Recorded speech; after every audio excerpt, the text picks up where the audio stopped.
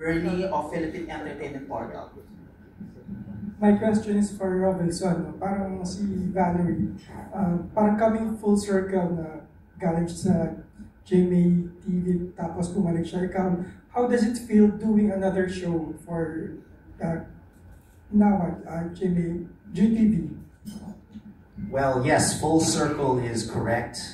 It's full circle not just for Miss Val, but also for myself. So again, it ties up to the theme of just coming back home. I've been Kapuso for most of my TV life, and she got her start there as well. So again, the theme of home just really resonates for season 2, which I love. Now, how does it feel to be working with an up-and-coming international star? I mean, it just feels exactly how I described it. I like working with people I have fun with, and that reflects on the screen. And we just shot a massive 9-part mini-series for Taiwan Tourism 2 years ago, and it's just now being finally edited, and again, alongside with TV8. And I just remember the good times, because that was a very tough shoot. It's not easy shooting internationally. On a tight schedule, on a tight budget, but we made it work, and what stuck out most was we put out great content, and I had fun, and that's all that matters. Okay, what about your dream of becoming a director? Have you given up already, or you're still waiting for a chance? Sir Jal, did you hear that? Sir Jal? No, I'm having so much fun right now being in front of the camera, so maybe when I don't have fun anymore, then I can get into that career that I got a degree in, and my parents can finally say, oh, use that degree naman that we paid for, so sige. But I'm having fun right now, still hosting and still learning this craft that you never master it, you just want to get better. So thank you for reminding me about that. Thank you. Sa mga architecture natin, no, paano kayo napunta sa content creation or being influencers, no? Kasi architecture naman kayo. Paano kayo nakilala? Paano kayo napasok sa pagiging influencers? Yeah, we first started muna kasi we were experiencing yung clients namin. Actually, madami tanong, minsan paulit-ulit lang rin. So, we use our knowledge para mag-shoot na rin. Para if in case, parang sabihin na lang sa amin, architect na panood namin yung video mo.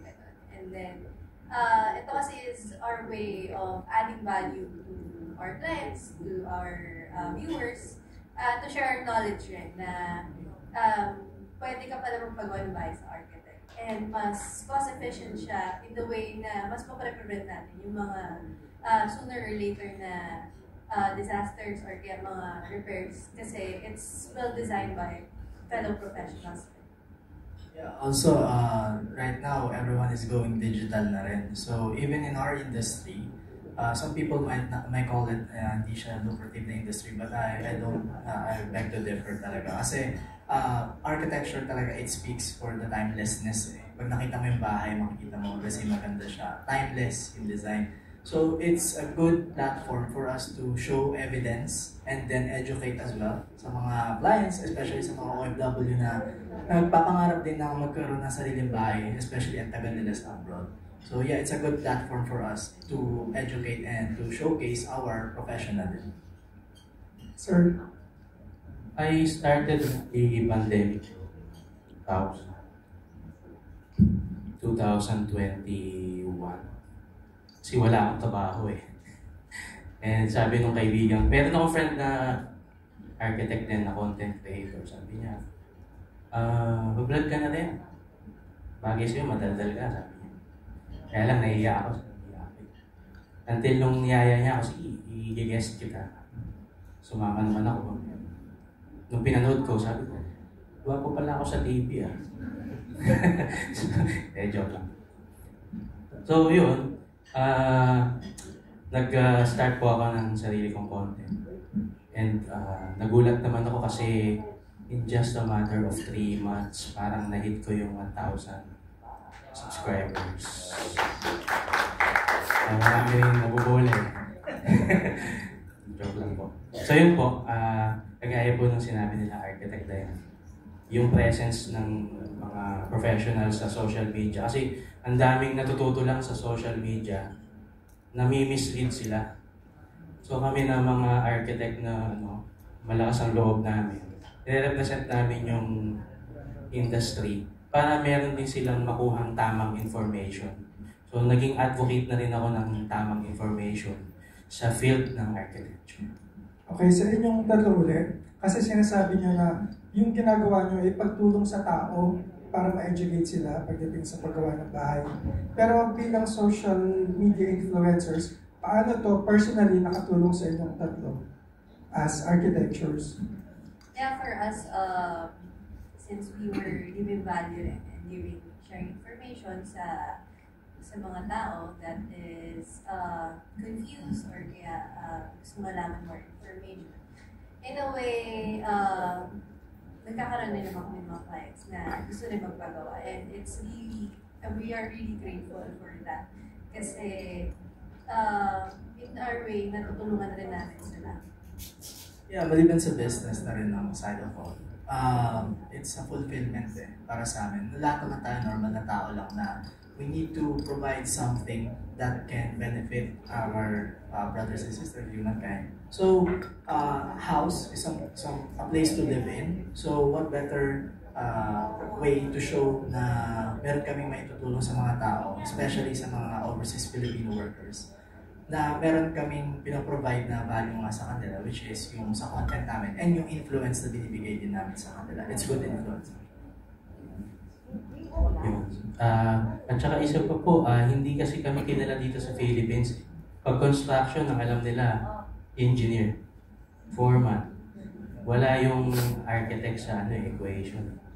So, ang take advantage namin yung social media na isa sa mga parang mainstream na rin na source ng information.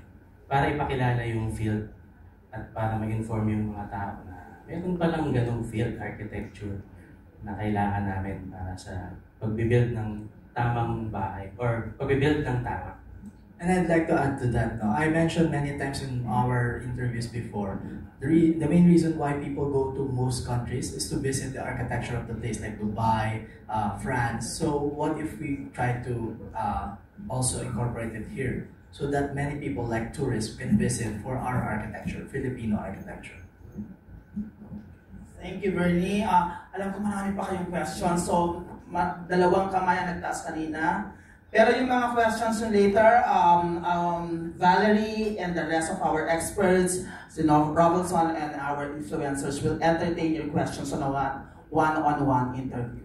Si Morley Alinio of DZRH, may question. Kanina pa, nagtataas. Nagtataas ako kanina. Ngayon hindi na.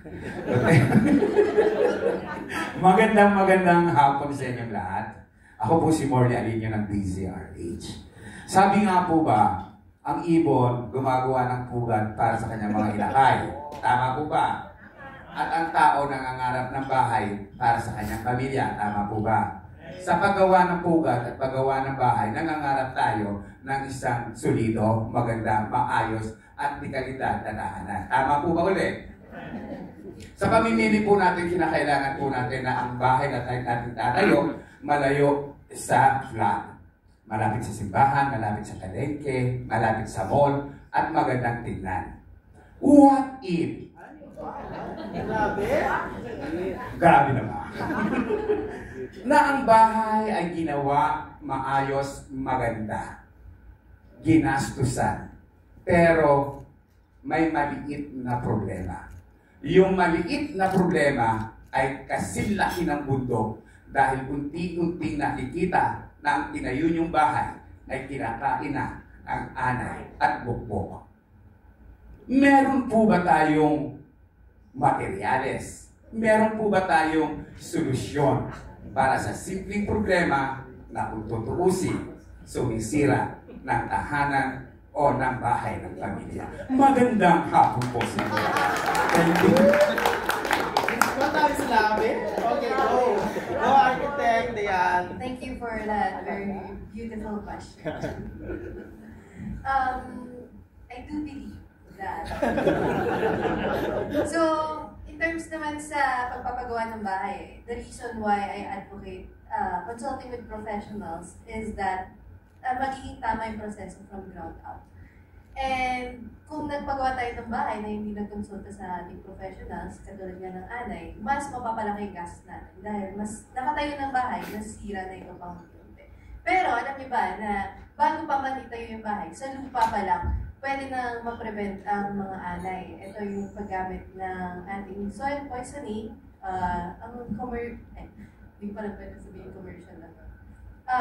Soil poisoning ito yung ginagamit para lasunin yung lupa. Ang paglason ng lupa is para mamatay rin yung mga insekto, pati yung mga halaman na tutubo na makakasira rin ng pundasyon ng ating bahay. And once na nalason ng ating lupa dito, pwede na tayo ng bahay. At hindi na rin makaka-encounter ng peste sa bahay. And mas tatagal ang bahay natin kapag nagawa itong proseso. Yeah, sa pagpapagawa ng bahay, maliban sa magsusoil poison sa simula pa lang, let's say nakatayo na yung bahay nyo, we will recommend some professionals that can help regarding sa mga anay infestation.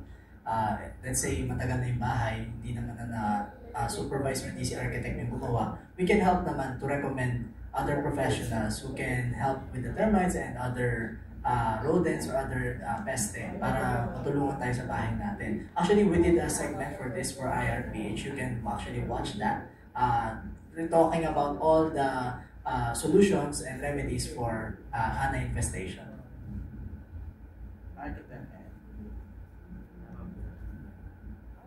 Hello.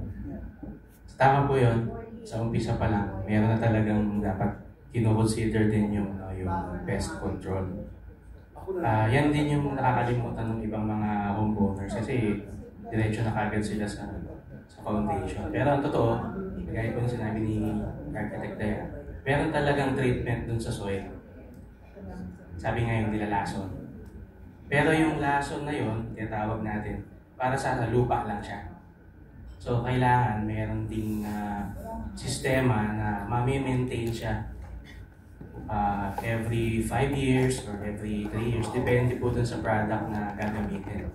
So ang ginagawa po ngayon, nilalagyan ng reticulation o yung pipes, paikot dun sa perimeter.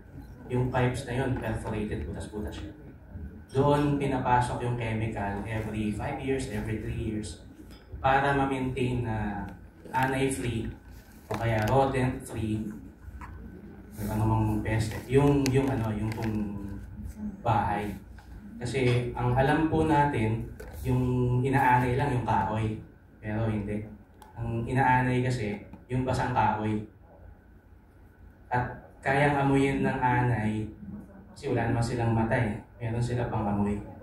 Yung basang kahoy, kaya nilang hanapin yun kahit nasa high-rise building pa. Yung basang kahoy na. From the lupa, kaya nilang kunin yun. So, importante na yung lupa talaga ay matitreat. And lahat ng kahoy na elements ng bahay ay matitreat din. Isa pa po, kaya isa pa kailangan talaga yung professionals para dun sa mga materials na termite proof na.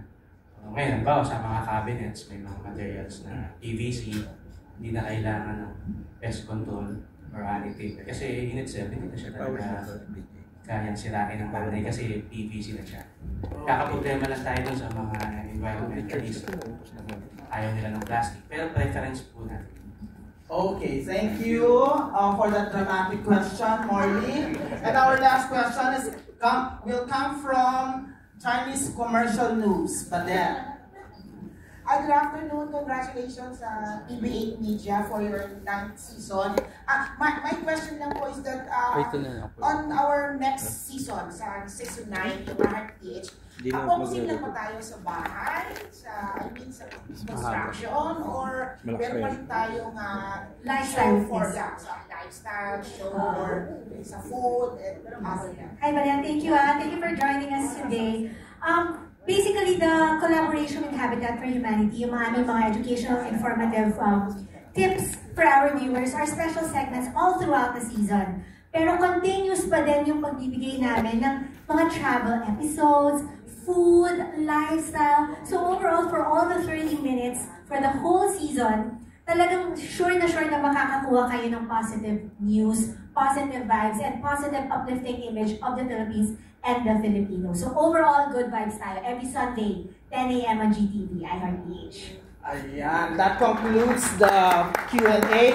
Pero lahat ng mga tinatanong nyo at tatanungin nyo pa, mapapanood natin sa episodes ng iHeartPH. Dahil yung minention ni Architect Ed kanina about the tips yung kanina, mapapanood nyo rin yon sa isang episode ng iHeartPH.